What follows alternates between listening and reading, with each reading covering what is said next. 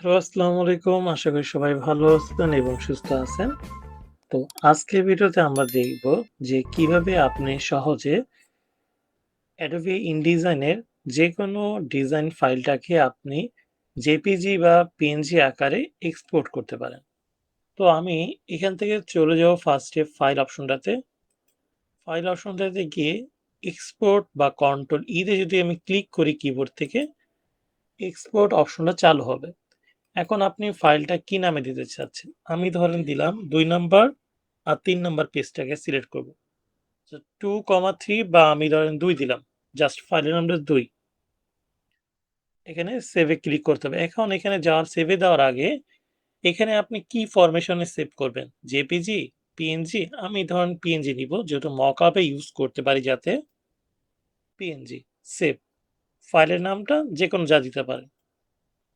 এখন এখানে যে লেখাটা শো করবে all selection, range, range, all, pages, separate. এখন এই যে কোয়ালিটিটা, আপনি এই সাইজটা কেমন চাচ্ছেন বা কোয়ালিটি ডিজাইনে কেমন চাচ্ছেন? আমি ধরেন দিলাম হাই, তো ম্যাক্সিমাম দিলাম আমি। রেজোলিউশনটা আপনার উপর ডিপেন্ড করে। আমরা Adobe InDesign, Adobe Photoshop, Adobe Illustrator এর বেশিরভাগ সময় দেখছি যে 72। বেশিরভাগ হচ্ছে আমরা Photoshop আর হচ্ছে যখন আমরা ইয়াতে যাই আ Photoshop অন্যদিকে Adobe Illustrator আমরা 72 300 দিয়ে কাজ করি।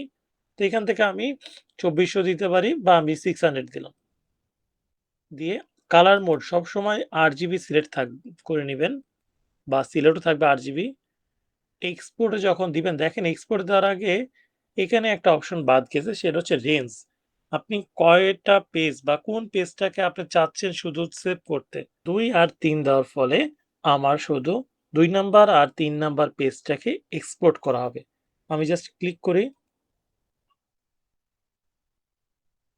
এবার আমি যে দেখি আমার সেভ হয়ে গেছে কিনা। এই যে দেখা যাচ্ছে আমার ২ নাম্বার,